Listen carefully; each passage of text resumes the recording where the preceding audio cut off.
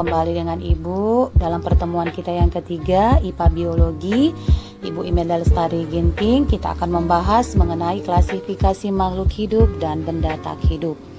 Nah, di sini ada diberikan peta konsep, kamu perhatikan. Kita akan membagi klasifikasi makhluk hidup dan benda tak hidup itu berdasarkan ciri-cirinya.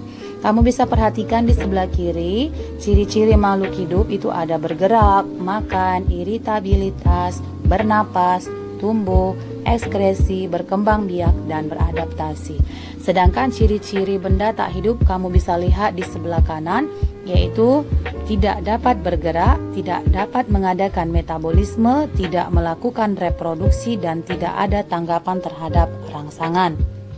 Nah, kita bahas ciri-ciri makhluk hidup yang pertama.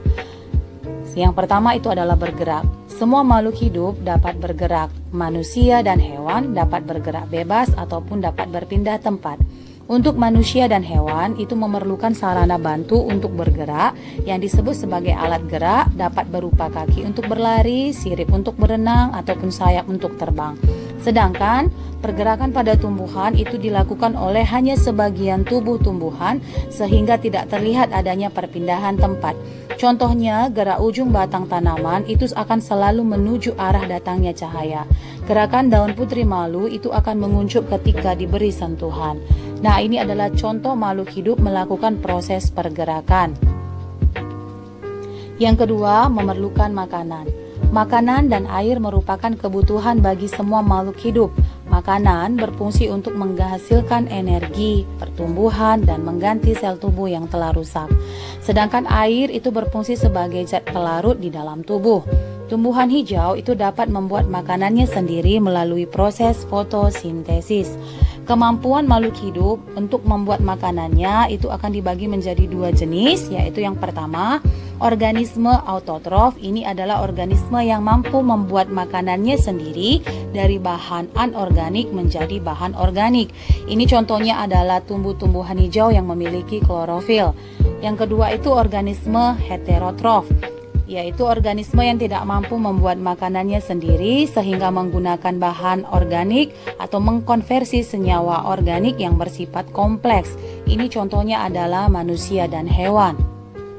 Ini adalah contoh proses fotosintesis di mana dalam proses pembuatan makanan pada tumbuhan secara autotrof memiliki ada beberapa pendukung seperti energi yang diperoleh dari cahaya matahari, kemudian adanya zat hijau daun ataupun klorofil, serta adanya yaitu air dan karbon dioksida yang akan diubah sehingga menghasilkan zat-zat organik nantinya yaitu C6, H12O6 atau glukosa dan O2 ataupun oksigen.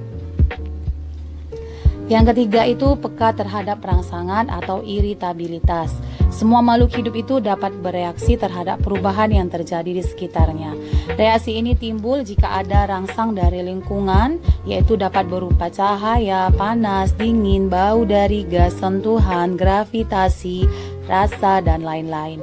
Sifat mampu untuk menanggapi rangsangan yang datang dari lingkungan ini itu disebut sebagai iritabilitas.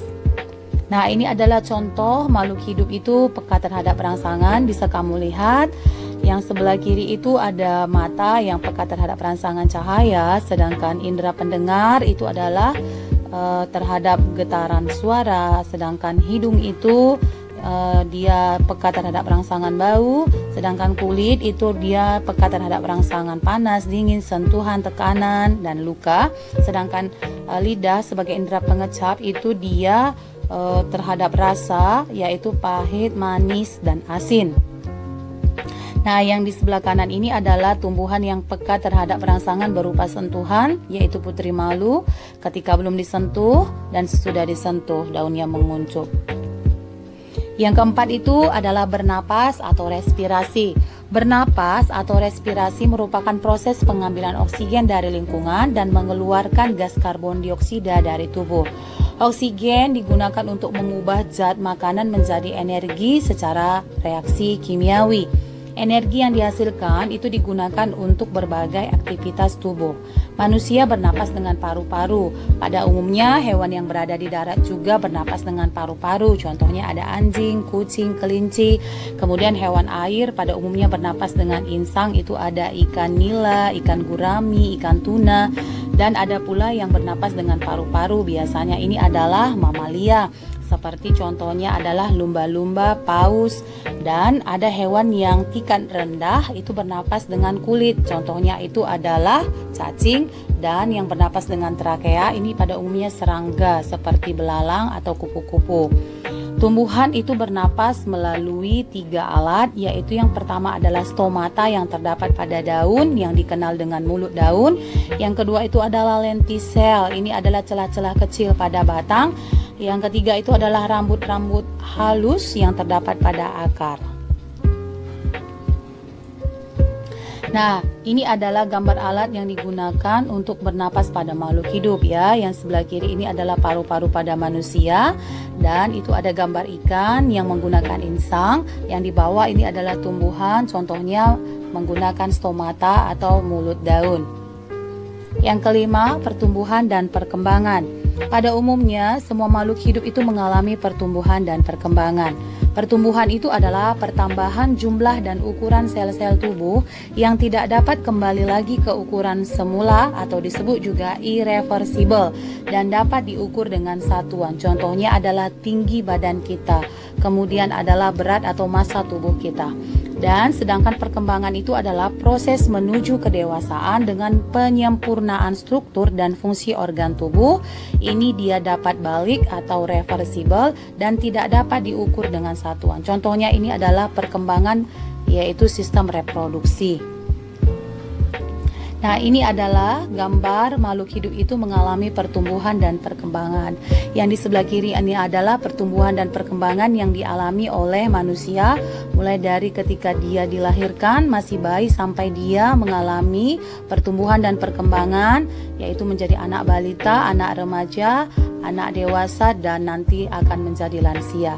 Dan di sebelah kanan ini adalah gambar tumbuhan yang mengalami proses perkecambahan. Ia tumbuh dan berkembang sehingga nanti bisa menghasilkan ataupun berbunga. Yang keenam itu mengeluarkan zat sisa ataupun ekskresi. Pengeluaran zat-zat sisa hasil metabolisme tubuh yang sudah tidak bermanfaat lagi oleh tubuh ini disebut sebagai ekskresi. Zat-zat sisa ini harus dibuang karena dapat bersifat meracuni di dalam tubuh kita sehingga mengganggu semua fungsi tubuh kita. Setiap makhluk hidup itu memiliki alat ekskresi yang berbeda-beda. Pada manusia, alat ekskresinya itu ada ginjal, dia akan menghasilkan urin, kulit itu akan menghasilkan keringat, hati itu menghasilkan zat empedu, dan paru-paru itu akan menghasilkan karbon dioksida dan uap air. Pada tumbuhan, alat ekskresinya itu terdiri dari stomata ataupun mulut daun dan lentisel ataupun celah-celah kecil yang terdapat pada batang tumbuhan. Nah, ini adalah gambar alat ekskresi yang ada pada makhluk hidup. Yang di sebelah kiri inilah tadi ginjal, kulit, paru-paru, dan hati. Sedangkan yang di sebelah kanan ini adalah stomata yang terdapat pada tumbuhan. Yang ketujuh itu berkembang biak ataupun bereproduksi. Reproduksi itu adalah cara makhluk hidup untuk menghasilkan individu baru yang memiliki sifat yang sama dengan induknya. Tujuan dari reproduksi ataupun berkembang biak adalah untuk mempertahankan atau melestarikan jenisnya agar tetap ada atau tidak punah. Cara berkembang biak makhluk hidup itu berbeda-beda. Ada yang berkembang biak dengan cara kawin atau disebut sebagai seksual ataupun generatif. Ini melibatkan gamet ataupun kelamin jantan dan gamet ataupun kelamin betina. Dan ada pula yang berkembang biak secara tak kawin. Ini disebut sebagai aseksual ataupun vegetatif. Ini bisa secara alami ataupun juga bisa secara buatan. Nah, ini adalah gambar makhluk hidup yang berkembang biak. Yang di sebelah kiri ini adalah contoh hewan. Ini adalah pada umumnya secara generatif, adanya gamet jantan dan betina yang melebur dan menghasilkan individu yang baru. Sedangkan di sebelah kanan ini adalah pada tumbuhan, pada umumnya ini secara vegetatif, yaitu secara aseksual atau tak kawin. yaitu contohnya yang bertunas ini ada pada tumbuhan pisang, kemudian ada tumbuhan bambu dan lidah buaya. Yang kedelapan itu beradaptasi. Adaptasi adalah kemampuan makhluk hidup itu menyesuaikan diri dengan lingkungannya. Tujuan adaptasi yang dilakukan oleh makhluk hidup itu adalah agar makhluk hidup itu dapat bertahan hidup di lingkungannya. Adaptasi yang dilakukan oleh makhluk hidup itu ada 3 jenis, yaitu morfologi, kemudian fisiologi, dan ada adaptasi tingkah laku. Ini adalah contoh makhluk hidup itu melakukan proses adaptasi. Ya, yang di sebelah kiri ini adalah adaptasi morfologi oleh elang, bebek, burung pipit, dan burung pelatuk. Itu berdasarkan makanannya, maka bentuk paruhnya akan berbeda-beda. Kemudian cara mencari makan, yaitu maka bentuk kakinya juga akan berbeda-beda. Yang di sebelah kanan ini adalah unta. Semua tubuhnya itu mengalami proses adaptasi morfologi ataupun bentuk tubuh yang disesuaikan karena dia hidup di gurun pasir. Ini adalah ciri-ciri benda yang tak hidup. Yang pertama, benda tak hidup itu tidak dapat bergerak kecuali ada pengaruh dari luar. Contohnya didorong atau dilempar. Kita mendorong sebuah meja atau melempar sebuah bola. Itu adalah ciri-ciri benda tak hidup, tidak dapat bergerak. Yang kedua, tidak mengadakan metabolisme. Benda tak hidup itu tidak memerlukan nutrisi ataupun makanan dan air, tidak berespirasi ataupun bernapas, tidak melakukan sintesis dan tidak berekskresi. Yang ketiga, benda tak hidup itu tidak melakukan proses reproduksi. Yang keempat, benda tak hidup itu tidak perlu melakukan tanggapan atau tidak ada tanggapan terhadap rangsangan. Ini adalah sifat-sifat umum yang dapat dipakai untuk membedakan antara makhluk hidup dengan benda mati. Yang pertama itu adalah bentuk dan ukurannya. Bentuk dan ukuran makhluk hidup biasanya itu memiliki bentuk dan ukuran yang tertentu. Yang kedua itu organisasi kehidupan, dimulai dari tingkat sel, jaringan, kemudian organ, sistem organ, dan membentuk organisme. Yang ketiga itu komposisi kimia. Yang keempat metabolisme, yang kelima itu iritabilitas, yang keenam itu reproduksi, yang ketujuh itu adalah tumbuh dan berkembang serta memiliki daur hidup. Jadi inilah yang membedakan antara makhluk hidup dengan benda mati. Benda mati tidak memiliki ataupun tidak ada hal-hal yang sifat-sifat umum seperti ini. Sekian yang bisa Ibu jelaskan pada pertemuan kita kali ini. Ibu juga berikan video pendukung pembelajaran kita kali ini. Semoga bisa bermanfaat.